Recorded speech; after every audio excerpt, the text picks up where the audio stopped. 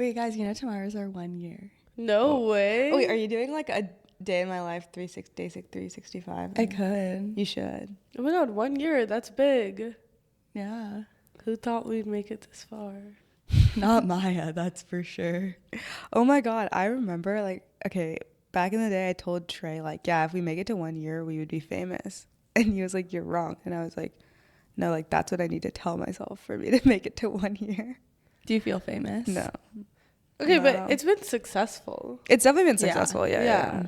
But the goal isn't even to be famous. No. The goal was never to be famous. Yeah, I was that just like sounds making horrible. a joke out Well, of she it. was just like, I need people to be listening to it, otherwise it's not worth my time. Okay, people listen to it. Yeah. Yeah. Like, I feel like that's what that actually is. Yeah. Yeah. But anyways, happy Tech Week. Last year we had our launch party for Tech Week. And that's just, people were like asking me about Tech Week and they were like, oh, like, can anyone go? Is it like a conference? And so it's not like a conference. Like A16Z just co-hosts a bunch of events with people. Yeah, there's like 300 events you can go to. It's mainly just like their branding and then people host their own events. Yeah. And so last year we had like a happy hour on our rooftop and actually a lot of people came that were like total strangers. Yeah. This year we're hosting a DJ matcha happy hour at the Composio office. Yeah. I'm excited. I know. That'll be fun. The link is in our bio if you'd like to come. Our call sheet link is also there in case you want to sign up. Yeah. Yeah. Cool. Well, welcome back to Get the Check. I'm Maya. I'm Anika. I'm Priya. So today we have a fun lineup. First, we're talking about Dot, which is DoorDash's new autonomous delivery robot. It can go both on the sidewalks and the roads, and it was developed in-house by DoorDash Labs, which is really impressive. Next, we're going into the government shutdown that started on October 1st. And finally, we'll be talking about the Tinker release. So Thinking Machine Labs released their first product. They were valued at $12 billion when Mira Murati first started the company with no product. So everyone's been waiting for this. It's a little API that helps you fine-tune your models. So we'll be going into what exactly it is, how you use it, and why it's different than the others. Yeah, so starting with DoorDash's launch of Dot, it's basically a commercial autonomous delivery robot developed by DoorDash Labs. And DoorDash Labs was started back in like 2021 as their robotics and automation arm. And the entire thing that they were trying to solve for is basically advancing last mile logistics, which is this concept that they talk about over and over again. And it's the idea that the last mile of delivery poses like the most challenges, both from like an operational standpoint, but also just like monetarily. Because if you think about it, when you get food delivery, that is the most annoying part of figuring out where the driver is, like making sure it's dropped off in the right spot. And then from their perspective, they have to also find you. And so there's like a lot of challenges there. Yeah, and I was doing some of the math on like how much of the delivery cost you pay in the $25 meal, because obviously like delivery cost is like very variable when you're like checking out, depending on if you have like, what is it, Dash Pass or something. Yeah. And there's estimates that they make anywhere between 12 and 25% on the base salary, and then there's like a tip on top of that. That's the amount that they're thinking about basically automating away. You're saying that out of what we pay DoorDash, if we pay DoorDash $10, 25% of that goes to the Dasher's salary. 12 to 25%. 12 to 25%. Yeah. Okay, yeah. That makes sense. So it's like it helps their margins 12 to 25%. Which is like on a food delivery platform is like a huge gain. Yeah, I mean, honestly, on anything, that's a huge gain. Yeah. But then wouldn't it be like you also have to think about the cost of maintaining these? For sure. Yeah. I'm just saying like 12 to 25% is like the margin of like opportunity. The ceiling. Yeah. That makes sense. I don't know if you guys have seen it. We can like insert a picture of it, but it's like really funny looking. Like, I don't know, like, you know those things at the grocery store when you're a kid that you like get in and like ride around in? Yeah. That's literally what it reminds me of. Yeah, and they're big. Like they're 5 feet tall and 3 feet wide. They can carry up to 30 pounds and go 20 miles per hour. I know, they're speedy. Yeah, they are speedy. One of the goals when they were building it was so that it could drive on the road. Then basically, because like there's a lot of places where sidewalks are really hard to navigate just in general. And so that was one of the reasons why they needed to make sure they wouldn't like disrupt traffic while going on the road, which I don't know, 20 miles per hour doesn't seem fast enough to not disrupt traffic in my opinion. But I guess it could be in the bike lane. I'm sure they're only going in the suburbs. Like, yeah, also that. Yeah. Yeah. Yeah. I don't know. Yeah, and they are testing it in Phoenix right now, which makes sense. I feel like that's where all the AVs tested first too, because it's just like flat and good weather. And isn't it also that they have the easiest regulation to test these things? Yeah, I think it's a lot of factors, but everyone just always tests in Phoenix. And they have already like created the infrastructure there. So like the warehouses to fill up their batteries, the field operators to rescue them, it says, if needed, and like the storage and stuff. And I think by the end of the year, they want to be like pretty much fully launched in Phoenix. But yeah, and then I think this is part of a bigger DoorDash push to have multimodal delivery. So they're looking at other ways of delivering as well. So like Dot is one of them, drones is one of them. In certain cases, they'll still use dashers. And it is interesting what pushes away from human labor get bad press. Like I would say this didn't really get any bad press, but like Duolingo saying they're gonna use AI. like don't you sometimes think it's interesting? Like I would think something like this would get way more bad press because I feel like being a Uber Eats or DoorDash driver or like Uber driver or Lyft driver, it's always been like so protected, kind of. I agree, but then I also think that because Waymo has been doing really well and the robotaxi launch has happened recently, like people are just getting used to the idea of like AV in general. And then now that a food delivery company is launched their version of AV for their food deliveries, like I don't think it's like that out of the norm anymore. Yeah, and they've like said they're working on this platform. It's basically called DoorDash's autonomous delivery platform, and the idea is to just orchestrate like the type of food delivery happening with like the best mode of transportation. Because if you think about something like delivering a coffee versus delivering like 30 pizzas to a company that's like ordering it off of DoorDash, or like for my birthday I ordered a bunch of pizzas and a bunch of food, like you probably need an actual dasher to do that. And so they want to like route the complexity of the order to the 4 different types that they have, which are basically dashers, the Dot, which we just talked about, the Wings drones, which is owned by Alphabet, and they started a partnership with them, I think it was like 4 years ago or something like that, in Australia, and then they expanded it recently. And then the Coco Robotics sidewalk robots. So those are like the ones that are specifically built for sidewalks. Yeah, and they said like Dots should be able to do up to 50% of their current deliveries, just like that one mode. So that makes me think like a very few percentage eventually needs to be an actual dasher. Yeah. Also, like drones is a logistical nightmare. Like I feel like that was the first thing that all these companies went after, but it's honestly just really tough. There's Why? also, I think there's a lot of flying regulation. Yeah, that you like have to abide airspace by. is like really difficult. Oh, that is true. Yeah. Because like my one friend that has a drone is always flying it in no fly zones. Yeah. And then people always ask me like, oh, how do you get like drone footage of that? And I'm like, oh, he just like ignored the rules. Yeah. But then if you have like a whole company doing it, You can't do it if you're like DoorDash. Something that I thought was pretty cool was that they're designed to have like swappable modules. So like you can swap out, I guess, like any sort of part of the system very easily. I think they built this with the mindset that they wanted to like obviously launch a full fleet and manage the full fleet very easily. So my guess is like they don't want high skilled workers having to manage it. Like if something breaks, you can just like swap and replace very easily.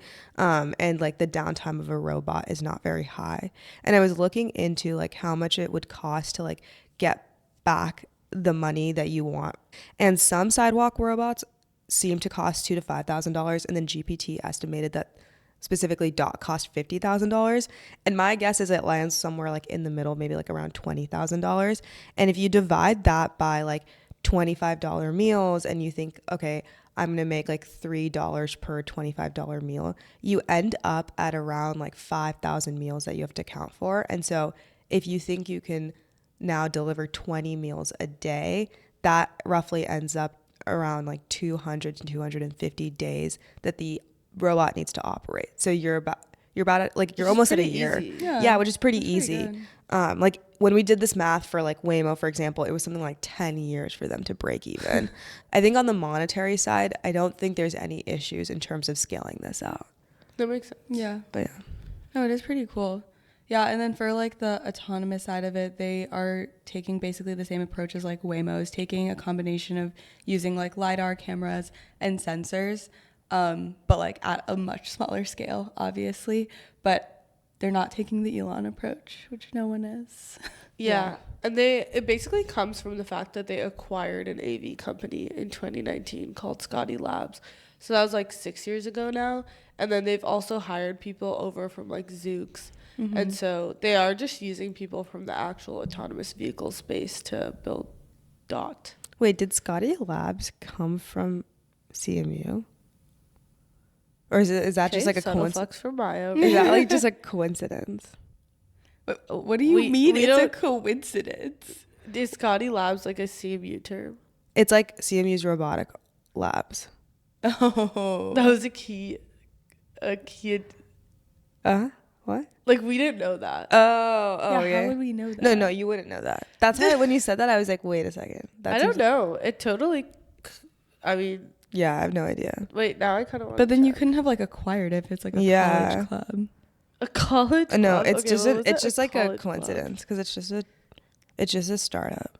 Okay. Anyway, It's not worth looking into. in college we had our own little sidewalk robots. I know. Oh, I heard a yeah, lot speaking about of this. college. Speaking of college, we had our little Kiwi bots that were always being harassed by all the college students at Berkeley. But they were being drived around by like someone in like some random country. Yeah. Not random, sorry. Yeah, that was the Someone in some scandal of country. the century.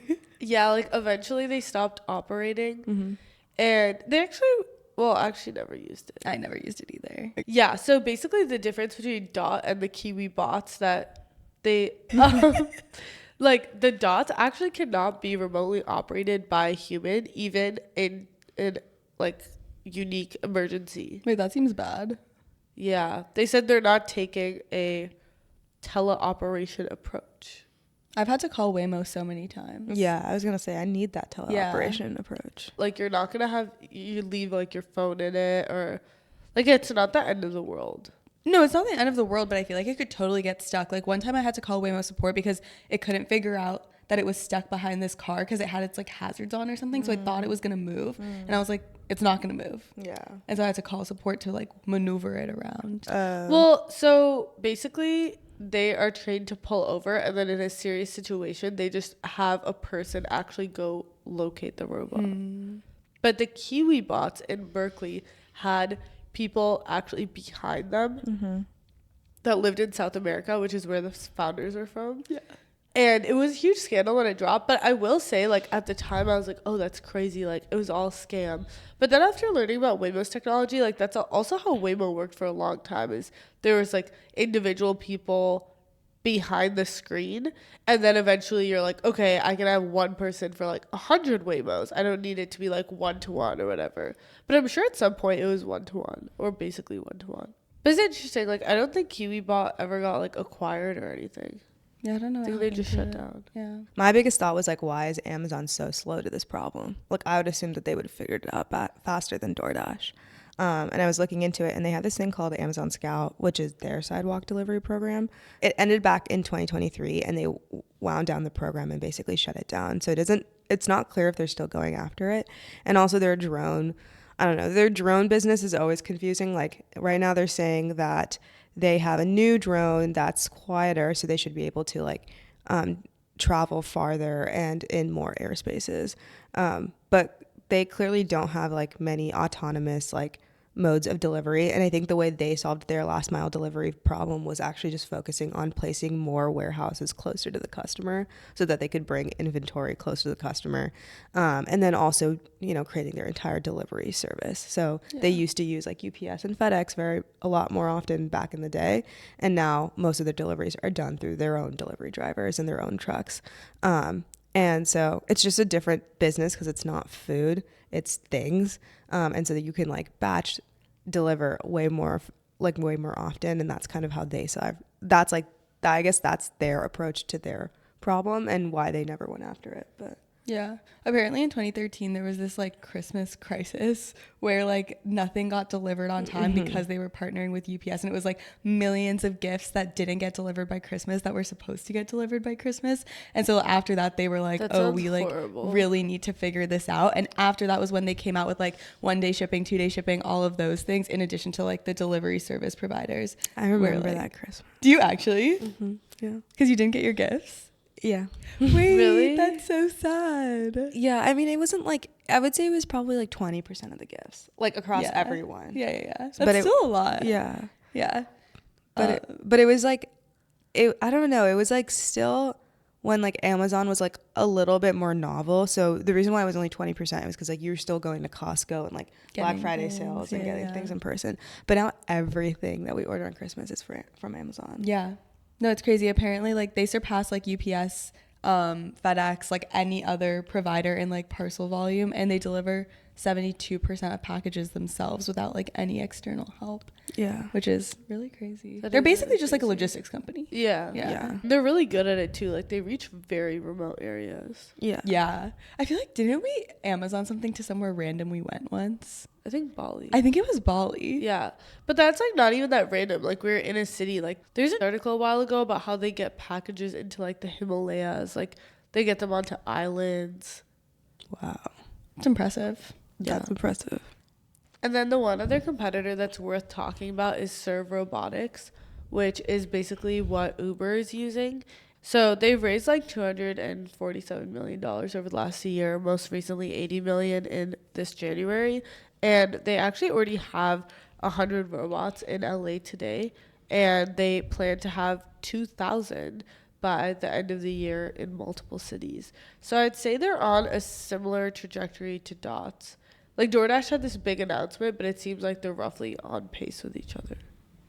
Yeah, and Uber seems to be taking the approach of like more partnership as opposed to DoorDash that's like trying to build it from scratch. Yeah, because Serve Robotics has partnerships with other companies too, like 7-Eleven. Yeah, I mean, I think also Uber had its whole ATG program that completely collapsed. I'm sure like that was their take on how they were going to solve this for their delivery, like their Uber Eats program or their food delivery program was that they That would just makes like sense. repurpose it, and then once that went away, they probably had to figure out another strategy. I definitely think it's better to have in-house, because if what DoorDash is saying is true and it's going to be up to 50%, if not more, deliveries long term, that seems like a really annoying thing to have to outsource. Yeah. Yeah. For sure. Do you Well, I'm guys think Uber will end up? It's just an acquisition target, in my opinion. Yeah. Do you guys think these will get vandalized? Maybe, but like I don't think it matters. Why? I don't know. I just saw people talking about that. Oh, really? Yeah. Well, like a lot of like Waymos get vandalized.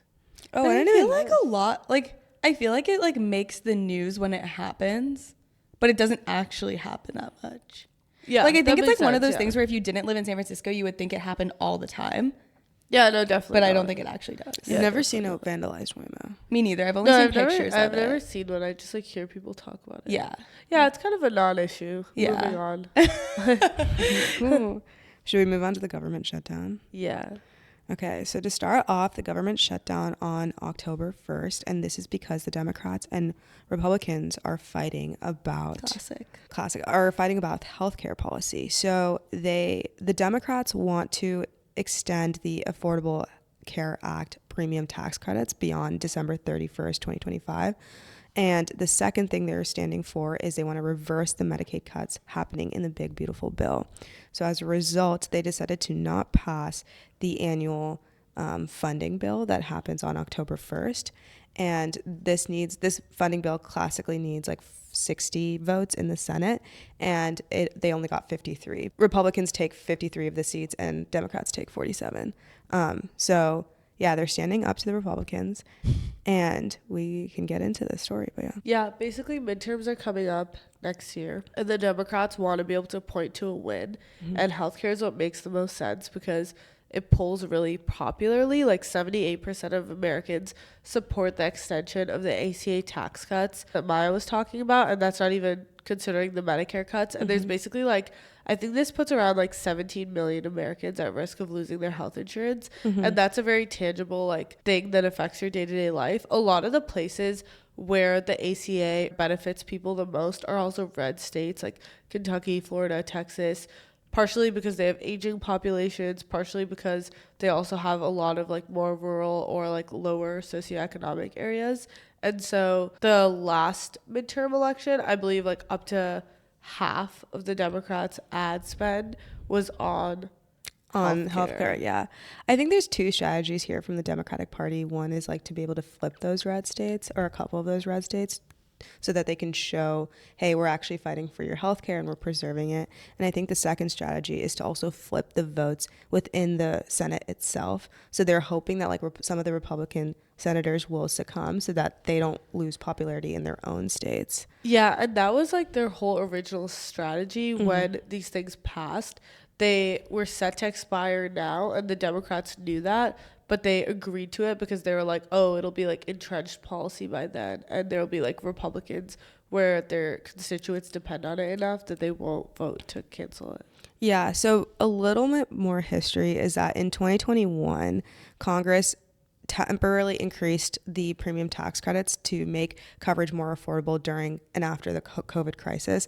Then they met again in 2022, and they decided to place these subsidies to end in 2025 because not all the conservative Democrats were willing to make it permanent because they were fearful of the spending.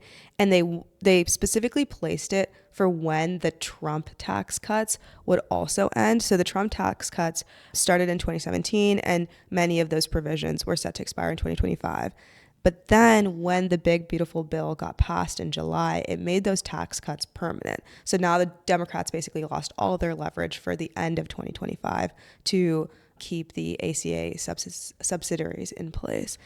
And so, yeah, the only way they stand up to it is by shutting the government down. Basically, like the big, beautiful bill reduces spending by around $1 trillion a year, but then it has like $4.5 trillion of tax cuts. So you're still losing like 3.5 trillion or 3.4 trillion dollars at the end of the day. And how much is that? Was that per year? I don't know. No, it's over 10 years. Yeah, okay. Because it's like $3 trillion. Yeah. Well, because in comparison to that, like the ACA would add 335 billion to the deficit over 10 years if it was to like pass and they were to agree to it. So I feel like in comparison, it's like way less. Yeah. And I think, so this is something that they've been thinking about for a while. So back in March, a bunch of senators also decided that they wanted to create a shutdown then. But Schumer, which is on the more conservative side, decided to speak out and say that it's not worth shutting down the government because he believed that the Trump administration would have more power if they shut down the government. So if you think back to like the March timeframe, this is when Doge was really big. They were cutting a lot of agencies. There was a bunch of tariffs. And so he was worried that if there was a shutdown, it would empower them to like reclassify programs or personnel as like non-essential during that time. And so he didn't want to give that power up. But now, since the narrative has not changed in their favor, they believe that there's like nothing left to lose. Yeah, and that, like what Chuck Schumer said would happen is happening. Yeah. In his defense, like Trump and this guy Vaught, who's from the Office of Management and Budget, have been talking about how this shutdown is an unprecedented opportunity for them to basically decrease the federal workforce, which Trump has been trying to do this whole time, cut like clean energy projects, and like just use the in general chaos and the fact that so many federal workers in the short term are working without money to just like basically never bring them back. Yeah. And like the way that works is that when there's a government shutdown, basically all the non-essential like government workers are temporarily put on unpaid leave. So that's like in the national parks, for example, or at the Smithsonian. I saw that like going around the news. But then like people like air traffic controllers and those types of jobs that are essential functions stay and like are still working. But so like these federal workers are being furloughed and they do end up getting paid retroactively. Yeah. And so the difference here is that Trump is basically saying that he'll use this to just lay them off completely. So not only will they not get back paid, but they'll also just get like completely fired from their jobs, which has never happened before in the cases of like previous government shutdowns. Yeah, and I think it's important to note that previous government shutdowns have generally been a Republican tool, and I feel like it's been looked down upon because whatever party initiates the shutdown, which has usually been Republicans, like for example, the last one was over the border wall. Yeah. It's like you basically, instead of coming to an agreement, are just like crashing out and being like, yeah, I'm like not gonna do anything. Yeah. But what's fascinating with this one is like one, that the Democrats are doing it that like they're increasingly, and I think this is like a pattern, right, where like Democrats are increasingly willing to use Republican tactics because they realize that one, like they're losing, and two, it's like voters clearly are not giving them any brownie points for like taking the high road in some of these situations. Yeah.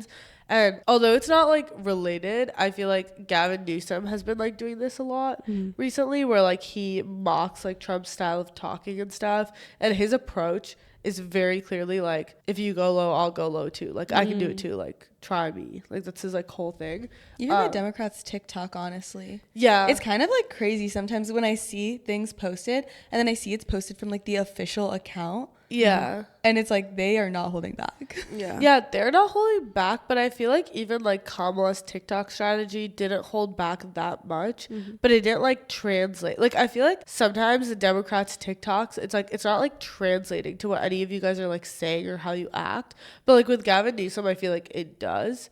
Anyways, all of this was to say, what was I gonna say? Oh, that actually, like, most people are blaming this shutdown on Republicans. Yeah. Which is ironic. Because of past precedent. So they're not really, like, looking into it. Yeah. or okay, you can get your download here. Well, and I'm not trying to say that the Dems are to blame specifically. Like, they didn't, like... It's like they're fighting for their like, right. Yeah, it's like they are to blame for the shutdown. It seems like that's my read of the situation. Yeah. But it's like, like I it's get for good it. reason. Yeah, it's a good reason. I mean, they've been threatening it for 6 months. Is more my point. Is that like the Republicans knew that it was coming. Yeah. And the Republicans really want to shame the Democrats. So like in terms of like how long we think that the shutdown will last, which we just like talked about this yesterday, but I'm pretty sure they'll be in a deadlock for more than 15 days because that's one pay cycle. And so they want obviously the pain to, I guess, cut deep, and they want to blame the Democrats for it. So they want like a whole pay cycle for like employees to not get paid, for the employees and like government employees specifically to start speaking out and be more vocal about it. And then they can go and turn that blame on the Democrats. Do you have money in the call sheet market? No, but I was thinking about it. Yeah, I was talking to my friend on Saturday, and he like just put money on that call sheet market. For what? For what's the lowest one? 15 days? No, it's 1 to like 30. It's 1 to 30 days, but I think like 1 to or however many days it's been right now. Like those are obviously closed markets. So then, I honestly think the 15. Okay, this is not investment advice at all, but in my personal like view, 15 days. I think sits at like 60%. Yeah. When I was like last looking at it. And it's actually like, I think it should be closer to 75 in my opinion, because you don't like all of the previous shutdowns in recent years have been more than 15 days. And you make sure that it's more than 15 days in order for it to hit enough news media coverage and blame one of the parties. I also feel like if the Democrats are like going to go through all this trouble, then you might as well like stick it out for at least a pay cycle. Right? Yeah. What's the point then? like the poor kids. Did you see that AOC is giving like tours of the White House? AOC? Yeah, because like there's no workers. There's no workers, yeah. Apparently last time also. Oh. Yeah. Apparently last time like all the national parks got vandalized and it was like really bad because there's like no people like monitoring. I don't understand how they could just like shut down their operations. Well, I mean they're just like, we're not getting paid. Yeah. So. But it's like crazy that anyone can just do that. Like this whole thing aside, I feel like it should be like, oh, like the like national park workers still like go to work. Like, I don't know. Is that a crazy take?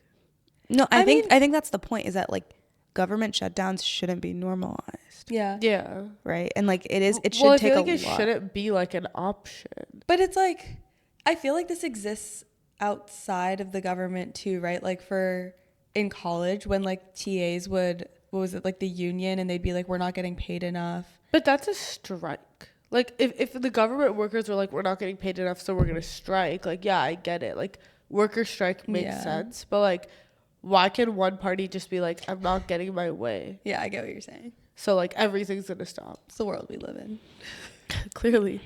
But like long term there also is economic impact. Like every week of a shutdown decreases annual GDP growth by 0.1 to 0.2%. Yeah. And then the other thing I was going to say, markets are not affected by shutdowns. And I thought this was pretty interesting, but markets just care more about the Fed than the Congress, and shutdowns normally don't don't hurt corporate earnings. And because all the pay is back paid, it's not really like a loss of money. It's more of just like a whole publicity thing of like, here's a peaceful protest from one side to the other. So you should be fine if you have money in the market. Don't freak out. So everyone. Which is not everyone. You'll be surprised. Not everyone. But The yeah, market's doing too good. the market is doing too. It is scary, but just hold on tight. But yeah, I was going to say that the Democrats are just in a dilemma at this point. Like, it depends on how long it'll last, but they clearly will watch the polls to make sure that most of the polls are blaming the Republicans for the shutdown. Because if they don't get their way and they are starting to get blamed, then they'll really lose the midterms. That's so down bad. Yeah. They are down bad as It's a like party. being a fan of a shitty sports team. Yeah. It really is. You're like, oh. Anyways, we'll be helping the cause as we have an interview with Shoycott scheduled. Yes, Yes. we will be. Stay tuned for that interview. Yeah, stay tuned. We'll follow the story pretty closely, and we'll do updates on our TikToks if you guys are interested, because this is definitely going to be a story in the news for the next 2 weeks at least, maybe more. According to you. And if any of you guys know how many days it'll last, just let us know. Oh, yeah. And if you want to bet on Kalshi. Yeah, the link's in our bio. So the last story we want to talk about is Tinker, which is Thinking Machine Labs' new product, or first product that they just launched. Thinking Machine Labs was founded by Mira Murati, who is the former CTO of OpenAI, and they raised a $2 billion seed at a $12 billion valuation, which was insane. Like, I don't think anyone everyone has was ever... like, what are they building? So And here's this your is what it answer. is. Yeah, they came out with a fine-tuning API, and I would say everyone's initial reaction is like, you took that long to build something that already exists, because if you don't know, fine-tuning APIs have existed. It's where you can take a base, like a flavorless base model like GPT-4 or Opus Sonnet or whatever, and then fine-tune it for your specific ability. And so it's less about like stylizing an LLM, but more about getting a smaller LLM specifically for your narrow task that is cheaper. So yeah, this API is a distributed training API, so you can have complete control over the algorithm, but you do not have to worry about distributed GPU stack and managing that stack. Yeah, but right now you can only use it on open models, right? Like you can only use it on like Llama or Quen, which I guess is a differentiating factor from like OpenAI, where you can actually use like the GPT models. Yeah. But it is like really easy to switch between the models, right? Yeah, it is really easy. They like label it as like a one-liner switch. So And eventually, like, do you think they'll eventually have partnerships with closed models, or it'll always? it depends on if they come out with their own model. Like, it's too early to say on like what kind of player they want to be, because I think when they first incorporated, people were like, oh, they're going to be the next AI lab, or they're going to be in the races with like maybe Anthropic or OpenAI, but then maybe they decided they don't want to do that. So it's unclear. I did look into like her mission and why she said she was doing it, because I thought that could also like lead to the answer of like why they chose to do that. And like her entire thing was about AI accessibility and like building systems that were like customizable and generally capable to like anyone. So I guess like it is like pretty in line with that. So the market reaction was like pretty interesting, because people were like, oh, they just came out with a fine-tuning service, and there's fine-tuning services that have existed before. But I think specifically what people are talking about with this release is that you gain more control over the fine-tuning service, and you're able to build better models as a result, and you don't have to manage like your GPU stack. So before, if you used a fine-tuning service, all you got to choose was like the model, and then maybe you could choose the data that you give the model. So you're like, okay, here's the model, here's the data, like the prompts and the responses, and basically optimize for these responses. And the reason you're like using a fine-tuned model in the first place, like the reason you even want to do that is to build it for a specific use case. So you can think about if you have a company and you have like super specific needs for customer service, for example, that's like why you would even want to do this in the first place. Yeah, and it's because they're better at answering those questions, and they're cheaper at serving those models too. And there's been a ton of papers, like NVIDIA came out with a paper on SLMs and how SLMs achieve like basically 99% of the, or like 90 to 99% of the capabilities that LLMs achieve, but at like a fraction of the cost, and that's like the only way the product layer is going to scale for AI and for other startups. Like when AI startups come out with these products, like they have to start building their own SLMs in order for like their serving costs to stay low. So, or I guess like there's a lot of researchers that have bet that fine tuning is the future of AI and the only way for us to close the margin gap, because as we know right now, like services are too expensive. Yeah. So that's probably why Thinking Machine went after this, is giving more access to people to fine tune models better. But yeah, if you don't use a fine tuning service, then there's a whole ton of shit that you have to do. Yeah, then it's like really complicated because you first have to start with like the infrastructure layer and actually set up, like get and set up all the GPUs, CUDA, like S3 buckets for your data, like all of those things need to be done by you. And then I would say like the data step, which is the next portion, kind of stays the same across all of them because you need to have a clean data set. So you need to like remove PII, you need to clean it, transform it, do whatever you need to do to the data and format it in a way for it to understand. So I would say that layer is probably pretty comparable across all of the different services because your model's only as good as the data that you're giving it. And then there's the actual training loop. So like the forward and backward passes that Maya was talking about, which are basically like the two fundamental ways that you train a model. So the forward loop calculates the model's output and error, and then the backwards loop updates the model weights to reduce that error. So that's like how you do the forwards and backwards loops. And then you just basically keep going back and forth until you get to the point where you're happy with the model. And then in some cases, people could do RLHF, but it's like a heavier lift. And so that would be like the optional step to like build that reward system and make the model even like more optimized to your specific use case. And then you have to evaluate it. So like similar to anything else in like data science, you have to have like a golden data set and then evaluate against that golden data set and ultimately deploy it. So that's like the entire life cycle of like if you had nothing else in the picture, what you would have to do. Yeah. And so fine tuning services never let you use RLHF. And this is because it's too expensive. So if you had a GPU for a customer that was reserved for a customer, you would want to pre-download the entire data set of the prompt and the responses and then do the whole run. When you have RLHF in the process, the GPU stays idle for the time that the human is literally like scoring the output, because you have to like ask the model for an output, the human scores the output, then the GPU runs again. And so you have like a bunch of these idle times. And so all the fine tuning services were like, there's no way we can ever offer this because like our GPUs just sit idle for this amount of time. And the theory is that Thinking Machine Labs has figured out how to not keep those GPUs idle for the time that you're not using it. And they're able to swap in other batches that other customers are doing to train their models. And that's because they're using LoRa adapters. And LoRa adapters are like the thing that is like getting fine-tuned on top of the LLM for your use case. And so the idea is that they're able to switch, you know, customer one's LoRa adapter out for customer two. So when customer one is idle and is like doing the human feedback loop, customer two comes in and they're training their model. And so by doing that, you never have an idle GPU. And so this is great because now people who wanted to use RLHF to create a really, really good fine-tuned SLM can now do so without having to manage the infra. Yeah. And that's why it's a lot of like researchers, universities, startups. What's the reason why like enterprises don't use it? Is it just because they would rather use the closed models and pay more? And like all the articles about who's going to use this, it always says it's like not really an enterprise solution.